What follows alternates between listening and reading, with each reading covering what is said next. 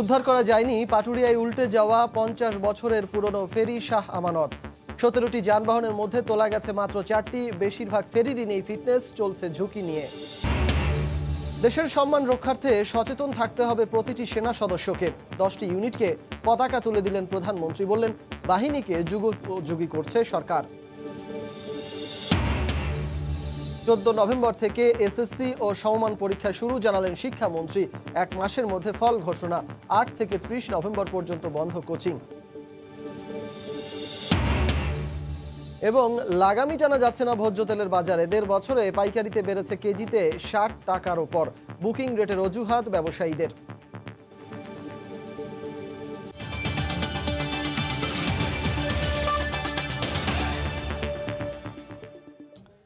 দেখছিলেন শিরোনাম, জনপদের সময়, সঙ্গে আছি আমি সজল মিত্র রিচার্ড।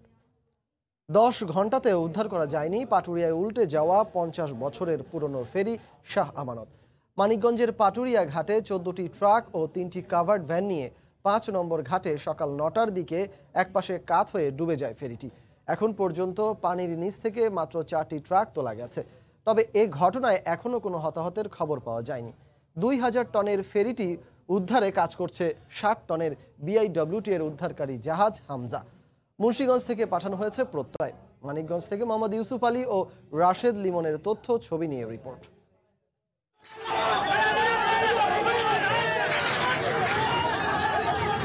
তবুও শেষ রক্ষা হলো না শাহ আমানত ফেরির। ইঞ্জিনের ত্রুটিতে পানি প্রবেশ করায় দুর্ঘটনা এড়াতে তড়িঘড়ি করে ঘাটে লাগানো ফেরি আমানত শাহ চোখের নিমিষেই ডুবে যায়। নোঙর ফেলেও আটকানো যায়নি। এ সময় ফেরিটি থেকে লোড কমানোর চেষ্টা করা হলে পন্টুনের ধাক্কায় 2টি ট্রাক পড়ে যায়। প্রাণ বাঁচাতে যাত্রীরা যে যার মতো লাফিয়ে পড়েন পানিতে। হওয়ার পর 2টা গাড়ি সম্ভবত পার হয়েছে। হওয়ার পর আমার সামনে একটা মোটরসাইকেল ছিল, সেই মোটরসাইকেলটা দেখলাম যে অলরেডি ট্র্যাকের নিচে চলে গেছে। আমার হাজবেন্ড ছিলেন, উনি অনেক কষ্ট করে অনেক রিস্কের ভেতরে সাঁতরিয়ে এপার উঠে তারপরে অন্যের মোবাইল দিয়ে আমার ছেলেকে ফোন দিয়েছে যে আমি বেঁচে গিয়েছি জানি। মানিকগঞ্জের পাটুরিয়ার 5 নম্বর ঘাটে 17টি যানবাহন নিয়ে তলিয়ে যায় শাহ আমানত ফেরি। ডুবন্ত 2000 টনের ফেরিটিকে মাত্র 60 টনের উদ্ধারকারী জাহাজ হামজাকে দিয়ে উদ্ধার চালায় বিআইডব্লিউটিএ। ঘন্টার পর ঘন্টা পার হলেও ফেরি উদ্ধারে অগ্রগতি হয়নি। তবে সন্ধ্যা পর্যন্ত 4টি ট্রাক ও 2টি মোটরসাইকেল উদ্ধার করা হয়েছে। এছাড়াও আরও 5টি কাভার্ড ভ্যান চিহ্নিত করা হয়েছে। এখানে মোট 17টি ট্রাক ছিল আর বেশ কিছু যাত্রী ছিল। তো যখন কিনা ট্রাক ফেরিটি একটু কাত হয়ে গিয়েছিল তখন অধিকাংশ যাত্রী নেমে গেছে। খবর পেয়ে ঘটনাস্থলে উদ্ধার কার্যক্রম পরিচালনা করে ফায়ার সার্ভিস। এ ঘটনায় কোনো হতাহতের খবর পাওয়া যায়নি। এখানে যে কয়টি ট্রাক আছে এগুলো হামজা এবং আমাদের সহযোগিতায় এই প্রত্যেকটাকে আমরা তোলার চেষ্টা করব উপরে, এবং শেষ পর্যন্ত দেখব এখানে কোনো ধরনের লাইভ ভিকটিম বা ডেড ভিকটিম আছে কিনা। এইটা নিশ্চিত না হওয়া পর্যন্ত আমাদের উদ্ধার কাজ চলবে। এ ঘটনায় তদন্ত করে ব্যবস্থা নেওয়ার আশ্বাস দিয়েছেন প্রশাসন। অতিরিক্ত জেলা ম্যাজিস্ট্রেটকে আহ্বায়ক করে একটি তদন্ত কমিটি গঠন করা হচ্ছে, 4 সদস্য বিশিষ্ট। এরা 5 দিনের মধ্যে প্রতিবেদন দিবে। প্রায় 50 বছর ধরে এ রুটে চলাচল করছে শাহ আমানত ফেরিটি। মেয়াদ উত্তীর্ণ ফেরিটি জোড়াতালি দিয়েই চলে। সময় সংবাদ, মানিকগঞ্জ। পদ্মা নদী সহ দেশের বিভিন্ন নৌপথে চলাচলকারী 53টি ফেরির মধ্যে বেশিরভাগেরই নেই ফিটনেস। সবচেয়ে নতুন ফেরিটিও কেনা হয়েছে 35 বছর আগে। প্রায় 100 বছরের পুরনো ফেরিও আছে, যেগুলোর মেয়াদও এরই মধ্যে শেষ হয়েছে। তবু জোড়াতালি দিয়ে ঝুঁকি নিয়ে চলছে পারাপার। রাজধানী ঢাকার সঙ্গে দেশের দক্ষিণ পশ্চিমাঞ্চলের জেলার ব্যস্ততম ও গুরুত্বপূর্ণ প্রবেশদ্বার দৌলতদিয়া পাটুরিয়া নৌরুট। ব্যস্ততম এই নৌরুট দিয়ে প্রতিদিন হাজার হাজার মানুষ ও যানবাহন পদ্মা নদী পার হয়। এই নৌরুটে মোট ফেরির সংখ্যা 18 হলেও চলাচল উপযোগী 15 থেকে 16টি। বাকি যে ফেরি আছে তার বেশিরভাগই বিকল অবস্থায় পাটুরিয়া ঘাটের ডকইয়ার্ডে মেরামতের জন্য পড়ে থাকে। এই ফেরির সবকটি কেনা 96 থেকে 35 বছর আগে। জানমালের নিরাপত্তায় নতুন ফেরি সংযোজনের দাবি এই রুটে নিয়মিত চলাচলকারীদের। ফেরিগুলো কাছে ঝালাই ঝুলা করে সব ঝালাই আছে, কাজ করানো ফেরি এগুলো পল্টন ভালো না, তারপরে লেগেছে ফেরির লেগেছে ইঞ্জিন ভালো না। এই ফেরিগুলার কোনো মেরামত না করার কারণে আজকে এই দুর্ঘটনা ঘটছে। এগুলো আসলে সব নষ্ট, ভাঙাচোরা, সম্পূর্ণ ফেরিগুলো বদলায় নতুন নতুন ফেরি দিলে পারে মানুষজন যাতায়াত করা পারবো এবং নিরাপদে চলতে পারবো। বিআইডব্লিউটিসির দাবি ফিটনেসবিহীন জরাজীর্ণ এই ফেরিগুলো চালানো হচ্ছে জনসেবার কথা চিন্তা করে। কয়েকটা ফেরি খুবই পুরাতন, তবে আমরা মাননীয় প্রধানমন্ত্রী আমাদের এই ফেরির অবস্থা দেখে আমাদের একটা প্রকল্প নিয়েছেন 35 জলযানে। আমরা ওসিডি আগামী জানুয়ারি ফেব্রুয়ারির মধ্যে আমরা 12টা ফেরি পেয়ে যাব। পুরাতন ফেরিগুলো আমরা ইঞ্জিন ওভারহোলিং করি আর রিবিল্ডিং করে আমরা আমাদের ডকেট রয়েছে। দৌলতদিয়া পাটুরিয়া নৌরুটে প্রতিদিন প্রায় 2 থেকে 3 হাজার বিভিন্ন যানবাহন পারাপার হয়। সময় সংবাদ, মানিকগঞ্জ।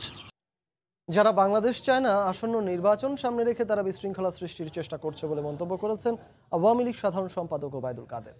সকালে রাজধানীর একটি হোটেলে আলোচনা সভায় একথা বলেন তিনি। যারা সাম্প্রদায়িক সৌহার্দ্য নষ্ট করেছে তাদের দৃষ্টান্তমূলক শাস্তি দেয়া হবে বলেও জানান তিনি।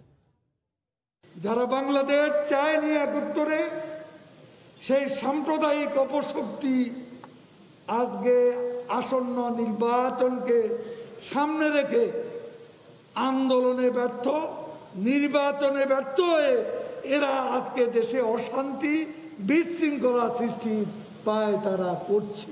তারা আবারও ককটেল আর পেট্রোল বোমার ব্যবহার নিয়ে ভাবছে, ছক কাটছে, নীল নকশা করছে, দেশে বিশৃঙ্খলা সৃষ্টি করে ঘোলা পানিতে মাছ শিকার করা।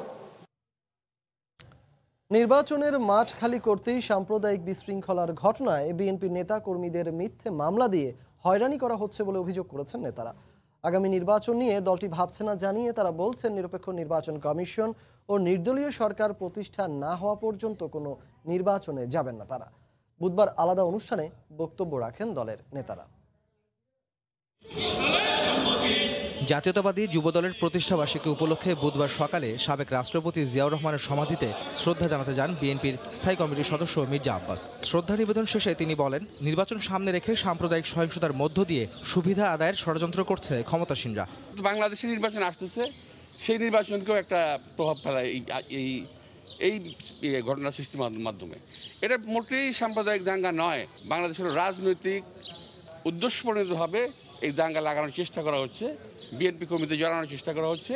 অন্যদিকে দুপুরে নয়াপল্টনে দলের কেন্দ্রীয় কার্যালয়ে সংবাদ সম্মেলন ডাকেন বিএনপি মহাসচিব মির্জা ফখরুল ইসলাম আলমগীর। অভিযোগ করেন, ক্ষমতায় টিকে থাকতেই নির্বাচনের আগে বিরোধী পক্ষকে রাজনীতি থেকে দূরে রাখতে ক্ষমতাসীনরা চক্রান্ত করছে। 2018-তে দেখেছেন আপনারা যে নির্বাচনের 7-8-10 দিন আগে থেকে বিএনপির সকল নেতাগুলোকে গ্রেফতার করে মাঠ একদম খালি করে ফেলা হলো এবং আগের দিন রাতে ভোট করে নিয়ে যাওয়া হলো। এবার তার আগে থেকে এই যে মামলাগুলো দিচ্ছে, বিশেষ করে যাদের বিরুদ্ধে আমাদের মামলা আছে, আমাদের মামলাগুলো তারা শেষ করে ফেলতে, তারা তালিকা তৈরি করেছে সরকারের। এবার আমরা নির্বাচন নিয়ে চিন্তাই করছি না। আমরা এই সরকারের পতন, এই সরকার যেতে হবে এবং যাওয়ার পরে পদত্যাগ করে চলে যাওয়ার পরে একটা নির্বাচন কমিশন গঠন করে নিরপেক্ষ একটা সরকারের অধীনে নির্বাচন হতে হবে।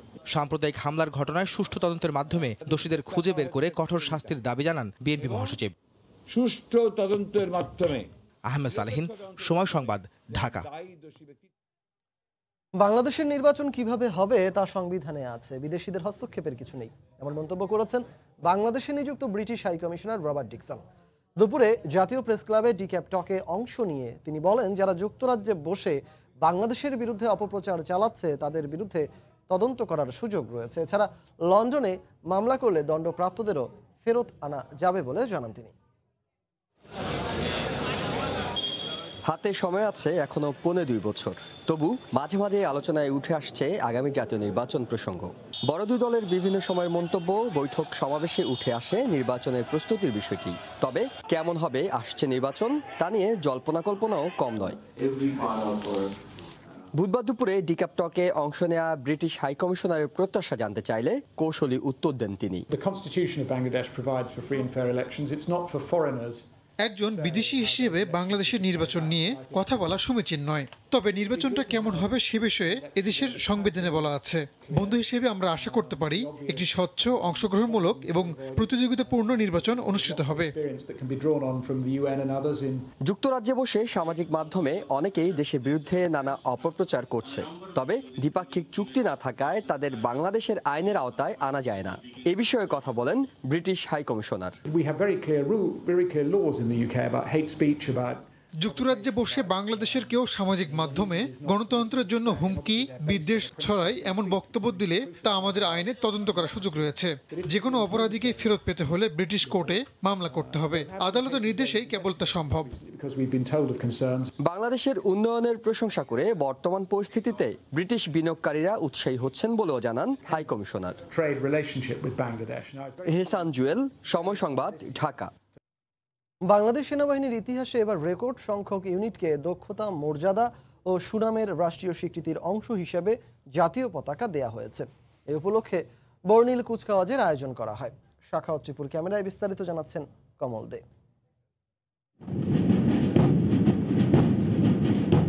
অনেকটা নাচের মুদ্রা তুলে ড্রাম বাজাতে বাজাতে এগিয়ে আসছেন সেনাবাহিনীর বাদক দলের সদস্যরা। এরপর নাচের মুদ্রার পরিবর্তন এনে ড্রামগুলোকে সাজিয়ে রাখা হয় প্যারেড গ্রাউন্ডে। ড্রাম রেখে বাদক দলের সদস্যরা চলে যাওয়ার পর কুচকাওয়াজের মাধ্যমে সেখানে এনে রাখা হয় কালো বেগে মোড়ানো 10টি জাতীয় পতাকা। সেনাবাহিনীতে ইউনিটগুলোর জাতীয় পতাকা দেওয়ার ক্ষেত্রে এই ঐতিহ্য অনেক দিনের। পরবর্তীতে ভিডিও কনফারেন্সে ঢাকার গণভবন থেকে যুক্ত থাকা প্রধানমন্ত্রী শেখ হাসিনার অনুমতি নিয়ে সেনাপ্রধান জেনারেল SM শফিউদ্দিন আহমেদ ইউনিটগুলির প্রধানদের হাতে জাতীয় পতাকা তুলে দেন। বাংলাদেশ সেনাবাহিনীর একবিংশ শতাব্দীর চ্যালেঞ্জ মোকাবেলার সক্ষমতা অনেক বাড়িয়ে দিয়েছে। এর জন্য আমরা সকলে আপনার প্রতি কৃতজ্ঞ। মহান স্বাধীনতার চেতনা উদ্বুদ্ধ হয়ে বাংলাদেশ সেনাবাহিনীর প্রতিটি সদস্য দেশপ্রেম, নিষ্ঠা এবং সততার সাথে অর্পিত যে কোনো দায়িত্ব পালনে বদ্ধপরিকর থাকবে। জাতীয় পতাকা যেমন যে কোনো স্বাধীন দেশের সার্বভৌমত্বের প্রতীক, তেমনি সেনাবাহিনীর বিভিন্ন ইউনিট এবং প্রতিষ্ঠান পেশাগত সাফল্য অর্জনের পাশাপাশি জাতীয় ও আন্তর্জাতিক পর্যায়ে বীরত্বপূর্ণ অবদানের জন্য দেওয়া হয় ন্যাশনাল স্ট্যান্ডার্ড বা জাতীয় পতাকা। এরই অংশ হিসেবে এবার চট্টগ্রামের আর্টিলারি সেন্টারে 4, 12, 20 ফিল্ড ও 5 এয়ার ডিফেন্স রেজিমেন্ট আর্টিলারি, 5 ও 7 আর্মি ব্যাটালিয়ন, 1 ও 2 signal battalion, army aviation group এবং NOC একাডেমিকে জাতীয় পতাকা দেওয়া হয়েছে।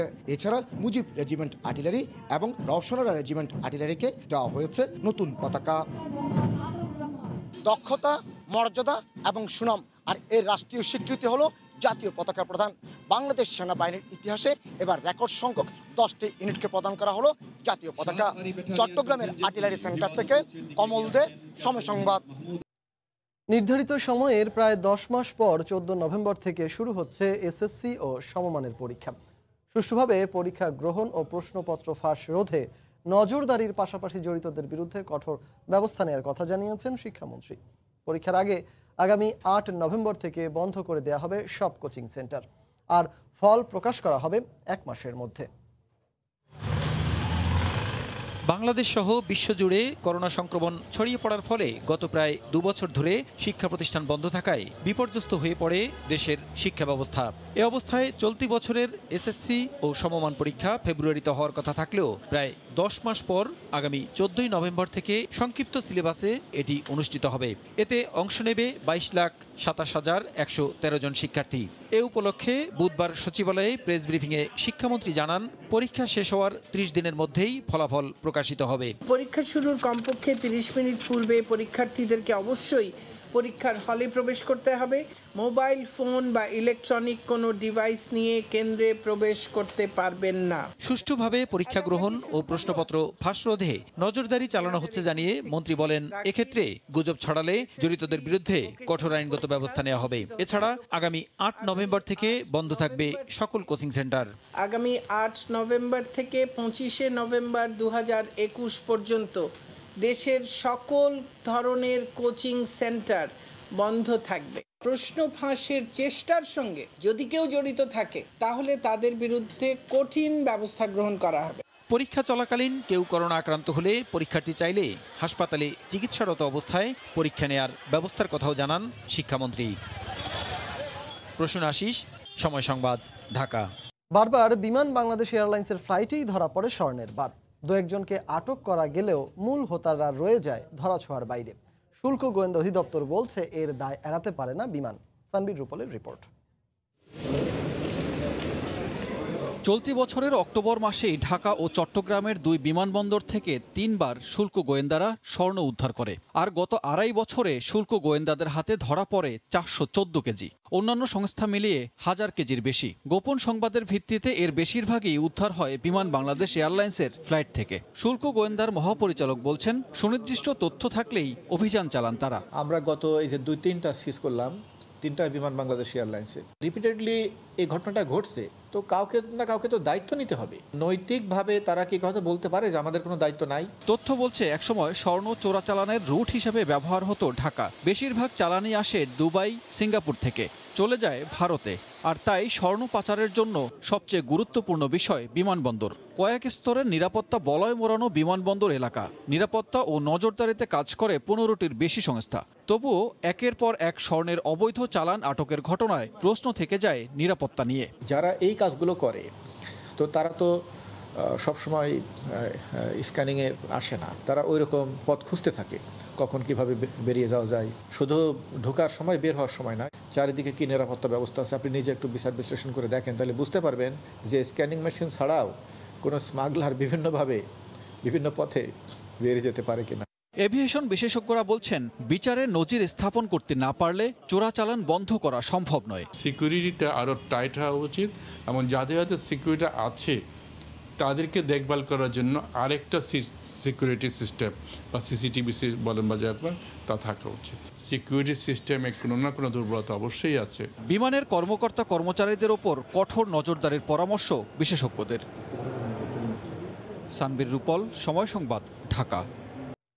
দেশে শিশু হৃদরোগীর সংখ্যা বাড়লেও প্রয়োজনের তুলনায় শিশু হৃদরোগ সেন্টার ও বিশেষজ্ঞ চিকিৎসকের সংখ্যা অপ্রতুল। আর তাই সঠিক সময়ে সঠিক চিকিৎসা থেকে বঞ্চিত হচ্ছে শিশুরা। বিশেষজ্ঞ চিকিৎসকরা বলছেন, প্রয়োজন সরকারের আরও বেশি পৃষ্ঠপোষকতা। শরীফুল ইসলাম রুবেলের ছবিতে রাশেদ বাপ্পির রিপোর্ট। মানবদেহের বিভিন্ন অঙ্গের মধ্যে অত্যন্ত গুরুত্বপূর্ণ একটি অঙ্গ হার্ট বা হৃদয়। পেশিবহুল ত্রিকোণাকৃতির এই অঙ্গটি সংকোচন ও প্রসারণের মাধ্যমে সারা দেহে রক্ত সঞ্চালনের কাজটি করে থাকে।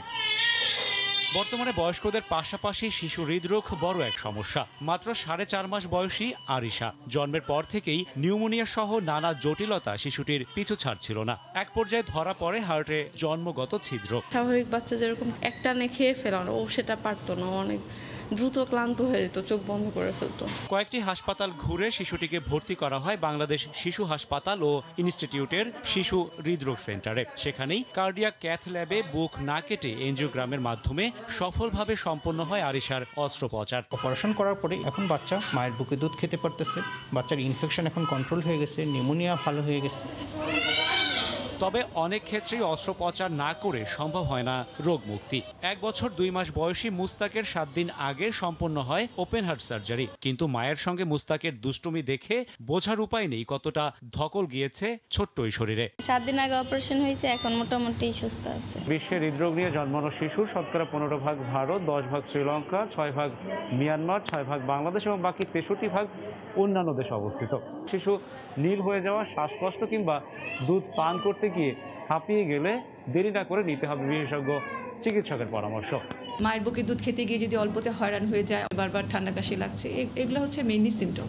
কোনো একটা সিঙ্গেল কারণে যে একটা হৃদরোগ হচ্ছে সেরকম না, এটা মাল্টিফ্যাক্টোরিয়াল। অনেকগুলি ফ্যাক্টর একসাথে মানে মিলে হয়তো একটা জন্মগত ত্রুটি তৈরি হয়। একটা সময় শিশু হৃদরোগের চিকিৎসায় বাংলাদেশের অবস্থান খুব নাজুক থাকলেও বর্তমানে এগিয়েছে অনেক দূর। বাংলাদেশের অপারেশনগুলো বেশ কয়েক বছর যাবত এগুলো হচ্ছে, করে করে আমরা একটা জায়গাতে সাকসেস পাচ্ছি বেশ ভালো। এবং এখন আমাদের দেশের রোগী বা লোকজন আস্থাশীল হওয়ার জন্য অপারেশনের হারও বেড়েছে এবং অপারেশনের সাকসেস রেটও যথেষ্ট ভালো। রোগের তুলনায় হৃদরোগ সেন্টার ও চিকিৎসক অপ্রতুল জানিয়ে সরকারকে আরও বেশি মনোযোগী হওয়ার অনুরোধ চিকিৎসকদের। রাশেদ বাপ্পি, সময় সংবাদ, ঢাকা। সরবরাহে তেমন ঘাটতি না থাকলেও শুধু আন্তর্জাতিক বাজারে বুকিং রেট বেড়ে যাওয়ায় গত 1.5 বছরে প্রতি কেজি পাম অয়েলে 74 টাকা, সুপার সয়াবিনে 68 টাকা এবং সয়াবিনে 61 টাকা দাম বেড়েছে। শ্রমিক সংকটের কারণে রপ্তানিকারক দেশগুলোতে উৎপাদন কম হওয়ায় বুকিং রেট লাগামহীন বলে দাবি ব্যবসায়ীদের। বিস্তারিত জানাচ্ছেন কমল দে। গত বছরের 1 এপ্রিল করোনা সংক্রমণের শুরুতে পাইকারি পর্যায়ে প্রতি মন সয়াবিন 3,300 টাকা, পাম অয়েল 2,400 টাকা এবং সুপার সয়াবিন 2,700 টাকা দরে বিক্রি হলো। 1.5 বছরে ভোজ্য তেলের দাম হয়েছে দ্বিগুণ। প্রকারভেদে প্রতি কেজি ভোজ্য তেলে 60 থেকে 75 টাকা পর্যন্ত বেড়েছে। পাম সয়াবিন সুপার প্রতি কেজি আজকে 1.5 বছরের মধ্যে করোনাতে এই পর্যন্ত প্রতি কেজি তেলের উপরে 60 টাকা ব্যবধান হয়ে কেজির উপর। তবে ব্যবসায়ীদের দাবি, ভোজ্য তেল উৎপাদনকারী ব্রাজিল সহ অন্যান্য দেশগুলোতে করোনার কারণে শ্রমিক সংকট ছিল মারাত্মক। এই কারণে উৎপাদন কম হয়, বুকিং রেট লাফিয়ে লাফিয়ে বেড়েছে। সে সাথে ডলারের মূল্য বৃদ্ধি তো রয়েছেই। মালয়েশিয়া, ইন্দোনেশিয়া থেকে যে পাম অয়েলটা আসে এটা আপনার ছিল 500 থেকে 550 ডলার, এখন হয়ে গেছে আপনার প্রায় 18-19 মাস পরে হয়ে গেছে এটা 1200 থেকে 1250 ডলার। এবং ব্রাজিল, আর্জেন্টিনা, আমেরিকা থেকে যে ভোজ্য তেলটা আসে, সোয়াবিন তেলটা আসে, এটা ছিল আপনার আগে 600 ডলার, এখন প্রায় 1350 ডলার হয়ে গেছে। নানা অজুহাতে গত 1.5 বছর ধরে বাংলাদেশে ভোজ্য তেলের দাম লাগামহীন। সরকার একাধিকবার দর নির্ধারণ করেও দাম নিয়ন্ত্রণে আনতে পারছে না। সবশেষ চলতি বছরের 17 ফেব্রুয়ারি পাইকারি পর্যায়ে প্রতি লিটার সয়াবিন তেল 110 টাকা এবং পাম ও সুপার সয়াবিন 104 টাকা দর নির্ধারণ করেছিল। বাজার তদারকিতে শিথিলতার কারণে মধ্যস্বত্বভোগীরা দাম বাড়ানোর সুযোগ নিয়েছে বলে অভিযোগ ক্যাবের। চাহিদা অনুযায়ী কে কতটুকু আমদানি করছেন, কখন আমদানি করেছেন, কি মূল্য আমদানি করেছেন, সেটার একটা ডেটাবেস থাকা আপনার দরকার। আমদানিকারীদেরকে মনিটরিং করতে হবে এবং যারা প্রথম পর্যায়ে যারা আপনার সরবরাহকারী তাদেরকে মনিটরিং করতে হবে এবং আপনার যারা পাইকারি পর্যায়ে যারা কাজ করছেন তাদের মনিটরিং করতে হবে, এখন খুচরো পর্যায়ে মনিটরিং করতে হবে। বছরে বাংলাদেশে 22 থেকে 25 লাখ মেট্রিক টন ভোজ্য তেলের চাহিদা রয়েছে, যার পুরোটাই বিদেশ থেকে আমদানি করতে হয়। কমল দে, সময় সংবাদ, চট্টগ্রাম। নওগাঁর হাটে উঠতে শুরু করেছে আগাম জাতের আমন ধান। হাটগুলোতে বেড়েছে সরবরাহ। সপ্তাহের ব্যবধানে এইসব হাটে মন প্রতি 50 থেকে 60 টাকা বেড়েছে ধানের দর। এতে চাষিরা খুশি, তবে টেকসই বাজারে নিশ্চিত করার জন্য প্রশাসনের তদারকি চান তারা। নওগাঁ থেকে MR রকির রিপোর্ট, আর ক্যামেরায় ছিলেন রকিবুল ইসলাম। নওগাঁর মাঠে মাঠে শুরু হয়েছে আগাম জাতের আমন ধান কাটা ও মাড়াই। বিক্রির জন্য ভোরের দিকে এসব ধান হাটে তোলেন চাষিরা। গত কয়েকদিনে জেলার মহাদেবপুর হাটে বেড়েছে ধানের সরবরাহ। মৌসুমের শুরুতেই ব্যবসায়ীরা বেশ চড়া দামে সংগ্রহ করছেন এসব ধান, তবে কাঙ্ক্ষিত এই দর নিশ্চিত করার দাবি চাষিদের। নতুন সন্না 5 ধান আপনি 900 থেকে 910-20 টাকা কিনা বেচা হচ্ছে। নতুন জিরা ধান 1200 থেকে 1250 টাকা কিনা বেচা হচ্ছে। এখন এই যে দামটা আছে, এই দামটা যদি ধান নামার সময় থাকে তাহলে কৃষকেরা কিছু উন্নতি করতে পারবে। লাভ করে ব্যবসায়ীরা, থাকে 1200 কিনে, থাকে 1300, থাকে আবার 1200। খাইয়ে একটা বাজার দরকার আমাকে। এই বাজারটা যেন সঠিকভাবে মনিটরিং করে এবং আমাদের ধানের ন্যায্য মূল্যটা যেন আমরা পাই। আগাম জাতের ধানের দর কিছুটা বাড়লেও চিনি আতপের দর মনপ্রতি কমে গেছে 50 থেকে 60 টাকা। ব্যবসায়ীরা বলছেন মিল পর্যায়ে ধানের মজুদ নিশ্চিত করতে মোটা ধান চড়া দামে কিনছেন তারা। নতুন ধানটা 900 থেকে 1000 টাকা বেচা কিনা হচ্ছে। ধানটাতে এখনো রস আছে, তো ধানটা শুকনা হলে আরো আমদানি বাড়লে হয়তো আরো ভালো হবে। চলতি মৌসুমে জেলায় আমনের আবাদ হয়েছে 1,85,000 হেক্টর জমিতে। সপ্তাহে শনি ও বুধবার এই হাটে 6 থেকে 7,000 মন ধান বেচা কিনা হয়। আর এই ধানচাল কারবারে জড়িয়ে আছেন প্রায় 1000 ব্যবসায়ী। নওগাঁর মহাদেবপুর ধানের হাট থেকে MR রকি, সময় সংবাদ। দক্ষিণ আফ্রিকায় সরকারি ও বিরোধী দলে 2 বাংলাদেশি প্রার্থী নির্বাচনে লড়াই করছেন। 1 নভেম্বরের ভোটকে কেন্দ্র করে জমজমাট নির্বাচনী প্রচারণা। 2 প্রার্থী পারভেজ ও মোহাম্মদুল্লাহ চান প্রবাসীদের উন্নয়নে কাজ করতে। তাদের নিয়ে প্রবাসীদেরও প্রত্যাশা অনেক বেশি। দক্ষিণ আফ্রিকা থেকে মিজানুর রহমান রাসেলের রিপোর্ট। দক্ষিণ আফ্রিকায় ইতিহাস সৃষ্টি করতে যাচ্ছেন 2 বাংলাদেশি। আসন্ন স্থানীয় নির্বাচনে ক্ষমতাসীন দল আফ্রিকান ন্যাশনাল কংগ্রেস ANC এবং প্রধান বিরোধী দল ডেমোক্রেটিক অ্যালায়েন্স DA থেকে 2 বাংলাদেশি কাউন্সিলর পদে মনোনয়ন পেয়েছেন। দক্ষিণ আফ্রিকায় এই প্রথম 2 বাংলাদেশি বড় 2 দলের মনোনয়ন নিয়ে নির্বাচনী লড়াইয়ে অংশগ্রহণ করতে যাচ্ছেন। নেলসন ম্যান্ডেলার দল ANC থেকে ফ্রি স্টেট প্রদেশের মাঙ্গোয়াং মিউনিসিপ্যালিটির 26 নম্বর ওয়ার্ডে মনোনয়ন পান খুলনার পারভেজ আহমেদ। আরেক কাউন্সিলর প্রার্থী হিসেবে নোয়াখালী জেলার মোহাম্মদুল্লাহ প্রধান বিরোধী দল DA থেকে মনোনয়ন পেয়েছেন। তিনি ইস্টার্ন কেপ প্রদেশের মাকানা মিউনিসিপ্যালিটির 5 নম্বর ওয়ার্ডের কাউন্সিলর পদে লড়াই করতে যাচ্ছেন। স্থানীয় কমিউনিটি আমাদের অবস্থান খুবই ভালো। আগামী 1 নভেম্বর নির্বাচনে জয়ের ব্যাপারে খুবই আশাবাদী। এই নির্বাচন মাধ্যমে প্রবাসী বাংলাদেশি হিসাবে আগামী দিনগুলোতে আফ্রিকা জাতীয় রাজনীতিতে বাংলাদেশের মুখ উজ্জ্বল করতে পারবে ইনশাআল্লাহ। আমরা নির্বাচিত যদি হতে পারি, আমাদের দল ANC সাথে সাথে আমরা যদি নির্বাচন হতে পারি, তাহলে আমাদের দেশের মানুষের যে সমস্যা, স্পেশালি আমাদের যেখানে নিরাপত্তার যে সমস্যা, এটা আমি অ্যাড্রেস করব। আগামী 1 নভেম্বর স্থানীয় নির্বাচনে 2 বাংলাদেশি অংশগ্রহণ করায় প্রবাসী বাংলাদেশি কমিউনিটিতে বইছে খুশির আমেজ। ইতিমধ্যে 2 প্রার্থীর নির্বাচনী এলাকায় প্রচারণা চালাতে শুরু করেছেন। প্রার্থীদের নানাভাবে সহযোগিতা দিয়ে যাচ্ছেন প্রবাসী বাংলাদেশিরা। 2 প্রার্থী দক্ষিণ আফ্রিকায় বসবাসরত প্রবাসী বাংলাদেশিদের নানা সমস্যায় পাশে থেকে সরকারের উচ্চ পর্যায়ে যোগাযোগের মাধ্যমে অধিকার আদায়ে সচেষ্ট থাকার ঘোষণা দিয়েছেন। মিজানুর রহমান রাসেল, সময় সংবাদ, দক্ষিণ আফ্রিকা। জানিয়ে দিচ্ছি জনপদের সময় শিরোনামগুলো।